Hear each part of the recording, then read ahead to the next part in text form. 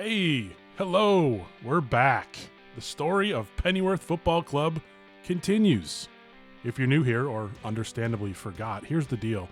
Our owner is Bruce Wayne, yes, that Bruce Wayne of Gotham City. The club's named after the Wayne family's late butler, Alfred J. Pennyworth, who was extraordinarily British. The manager is Luke Fox, son of Lucius. We started with a $10 million investment, which helped us gain promotion from League 2 of the English Pyramid. This is our first season in League 1. We have two young studs on the squad, center back Nathan Perrier from France and winger Henry Groves from merry old England. Let's get back into it with... It's business time. All right, the board has informed me they're boosting our transfer budget by $2.6 million. And we get a really weird text from Bruce about that. Time to spend some money. All due respect to our boy Bradley Randall, we could use an upgrade at left back. Scout Ian Chow Miller tips us to American youngster John Tolkien. He's been playing for the MLS's New York Red Bulls. He's 67 rated and valued at $2.5 million, but if we want him, we'll need to activate his release clause of $3.5 million. Let's do it. We're giving Tolkien a 4-year deal at $2,400 a week with a modest $10,000 signing bonus. He shows up for work with an awesome new haircut and a status of showing great potential. This kid is a vibe. He will definitely bring some charisma to the club. Checking his tribs, he's got high work rates in both attacking and defense, speed and stamina to burn, solid in crossing, defensive awareness, short and long passing, and he's got the early crosser trait. Could be interesting. John Tolkien, welcome to Pennyworth Football Club. Nathan Perrier, meanwhile, not thrilled with his contract, understandably since he's our best player, valued at nearly $5 million, but still only making $590 a week. 2 years left on his deal. We're surprised to learn he doesn't want an extension. We talk him into 1 extra year and boost his pay to $27.50. Well worth it, as keeping Perrier happy is a top priority. Tello Asgard has 3 years left on his deal, but is only making $2,000 a week. Not enough for a 69 rated player who's valued at more than $3 million. He's paid less than Jesse Oakley and Jack Peake, so let's fix that. We extend him for a year and boost his pay to $6,500 a week with about $65K in bonuses, and we're happy to do it. We're looking a bit thin at central midfield, so it's time to promote our Azerbaijani prospect, Jabril Agamirov. Looking at his tribs, I have concerns. He's physically impressive, but extremely aggressive out on the pitch, and he lacks balance and composure. Jabby here seems more like an off-the-bench Energizer Bunny type. His technicals need a lot of work, but he seems to be working hard to improve all aspects of his game. We're informed that winger Harvey Nichols has departed the club. Harvey. No. Nichols agreed to a pre-contract with Oldham Athletic. Best of luck to him. To fill that spot, we're bringing up Welsh winger Alex Collins from the youth squad. Collins is just 16 years old, but he's 61 rated, which might be good enough at this level. He's a 66 in crossing, has a 76 in curve, and his ball control and dribbling are solid. Doesn't have the pace we like in our wingers, but that could improve. A 5-star weak foot and a high attacking work rate are reasons for optimism when it comes to Alex. Winger Frederick Ashworth has caught the fancy of Rochdale FC. They offer us slightly above market value for the 28-year-old, and we agree to sell him for $230K. It's a move that makes sense for Ashworth and for us. He just wasn't going to get time here. Our youth scouts are ready for new assignments. We're sending Sir GRKN to Germany for 6 months. That'll cost us $240K because, as we know, Yurkan only stays in the finest hotels. Respect to Jeff, meanwhile, heading to Mexico because I like Mexico. And we haven't been there yet. Jeff's experience rating has gone up by 1 after traveling the world for us last season. All right, the first match of the European International Cup takes us to Paris, a small sleepy town in the country of France. We're up against our old friends Bolton Wanderers. Remember them? From that dramatic cup match we won on penalty kicks? Pepperidge Farm remembers. Marinovic is yet again away on international duty, so Idris Ali, again that's Idris Ali, gets the start in net. He shakes off some early jitters to hold Bolton to 1 goal. It ends in a 1-1 draw. And we're off to Marseille for our second preseason friendly. This one's against Dutch side Pek Zwolle. Peake and Jacobs both score, and we win this one 2-0. That puts us tied with Bolton atop the group with 4 points apiece. Next up is Braunschweig. Guess where they're from? We're down 2-1 in the 86th minute when a turnover at the top of the box leads to disaster and a Braunschweig victory. We're bounced from the European International Cup. No semifinals for us. See, that's us there in third place in our group, tied on points with Braunschweig, but the tiebreaker is goal differential, meaning that last goal we gave up in the 86th minute cost us dearly. We still managed to bring home $500,000 from our trip south for friendlies and French fries.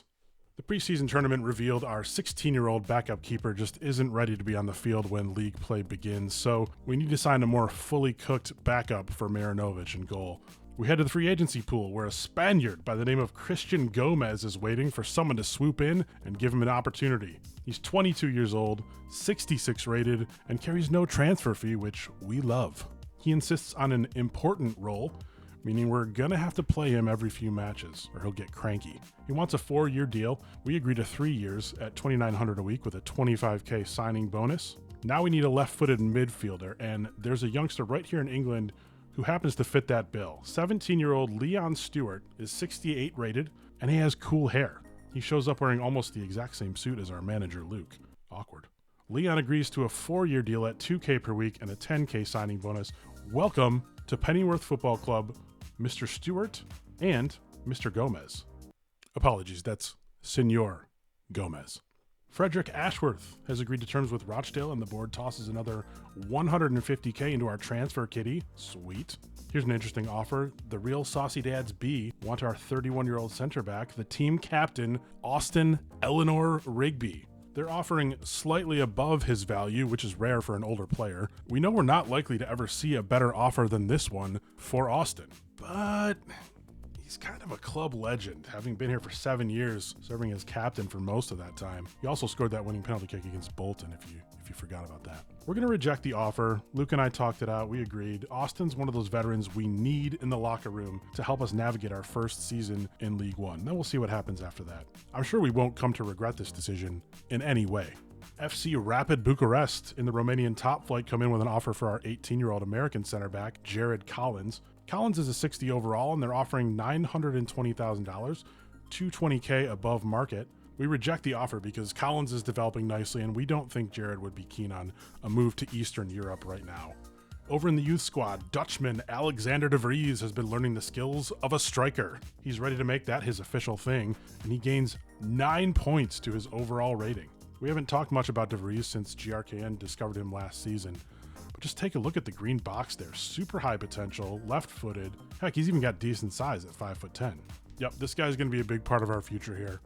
Bradley Randall is in his feels over the signing of John Tolkien, his new competition at left back. Randall decides to inform us of how well he's playing, as if we don't attend training. Pennyworth FC makes its League One debut at Beagle Bridge against Charlton Athletic. Charlton should be one of the top sides in the league, so this is a tough way to open the slate, but at least we're at home. Austin Rigby leads the team onto the field. Fans are hyped. Even Charlton's guys are impressed by the energy around the grounds on this sunny London day. Let's just watch and enjoy this first possession. Shouldn't be too eventful, probably just two sides taking some time to feel each other out. Oh, okay. Charlton's played it all the way to the corner without much resistance. Asgard takes it away, plays it to Rigby. Ref, that's a foul, right? That's a foul.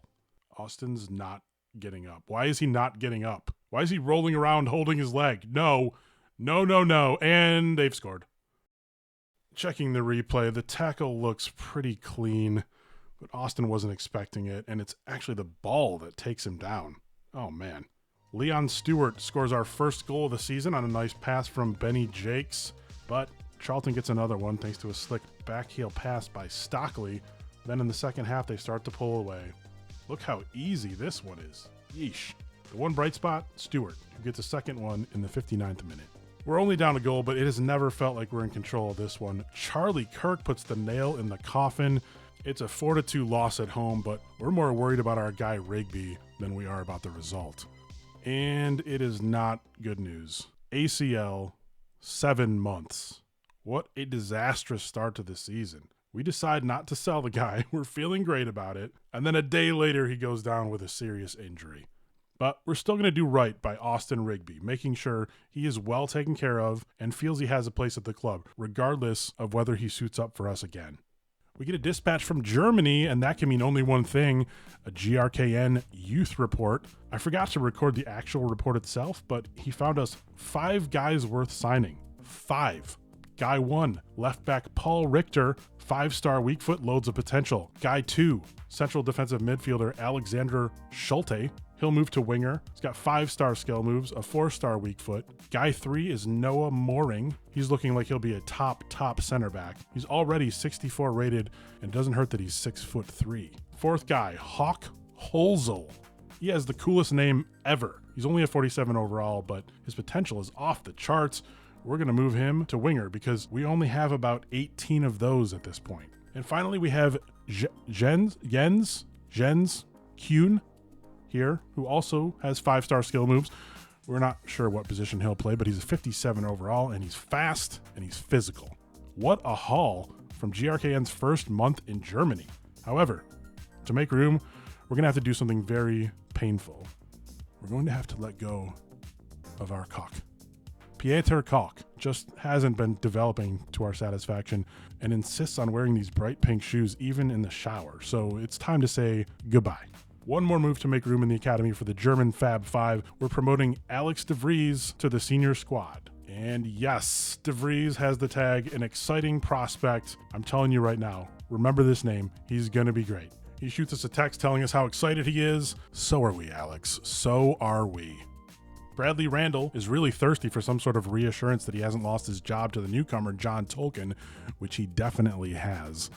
On the plus side, Randall's morale still registers as very happy. Our latest offer for Jared Collins comes from Doncaster, who offer $100,000 less than FC Rapid. Cheapskates. Rejected. It's match day number 2. We're on the road at Accrington Stanley, needing a bounce-back win after the Charlton disaster.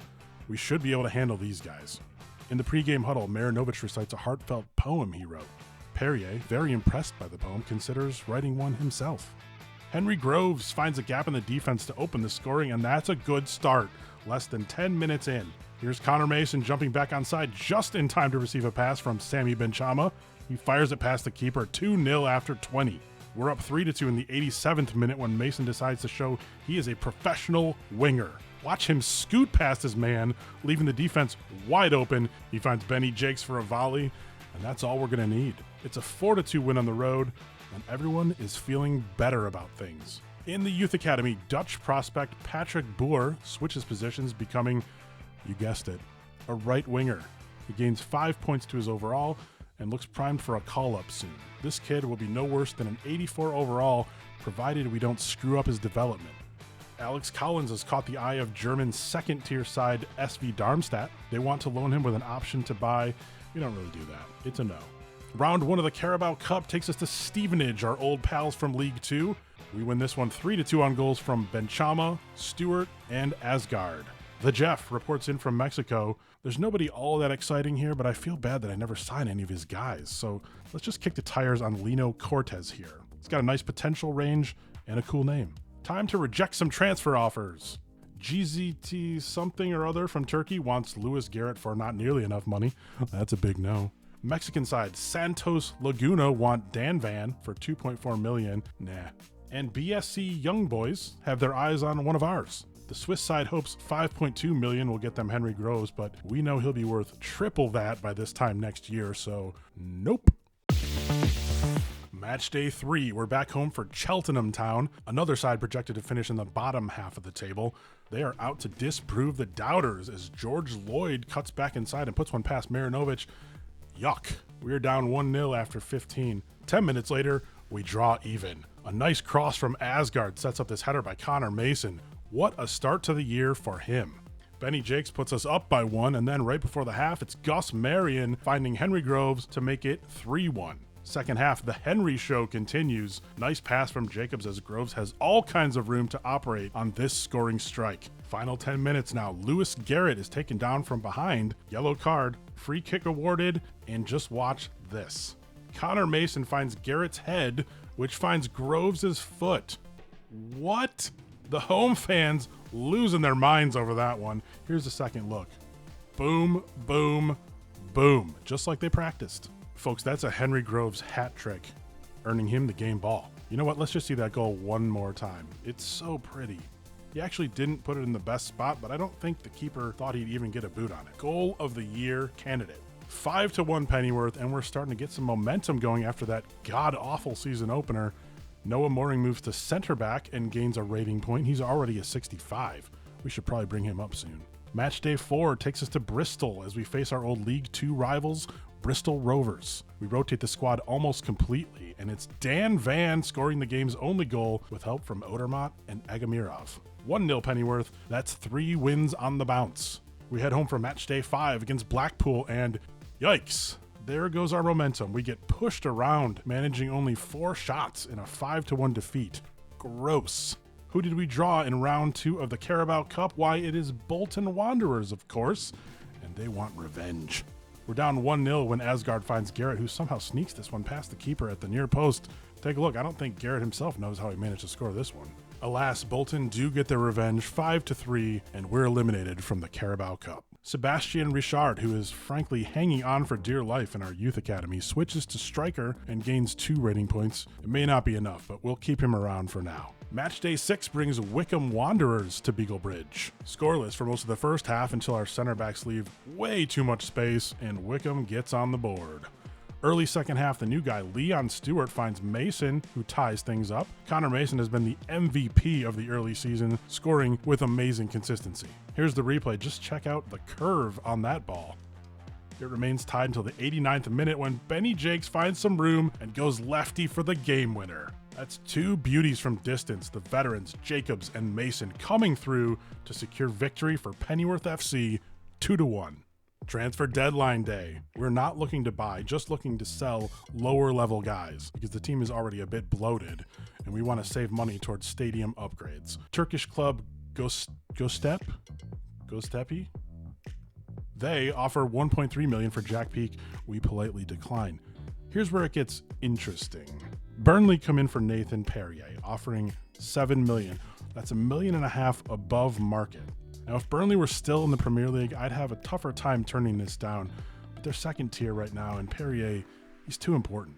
Frankly, without him, I don't know where we're at defensively, so it's a no. The deal to send Odermatt to SV Waldhof is done. We get 540k, with 375 of that going into the transfer budget. Real Oviedo from the Spanish second tier want Alex Collins on a loan with option to buy.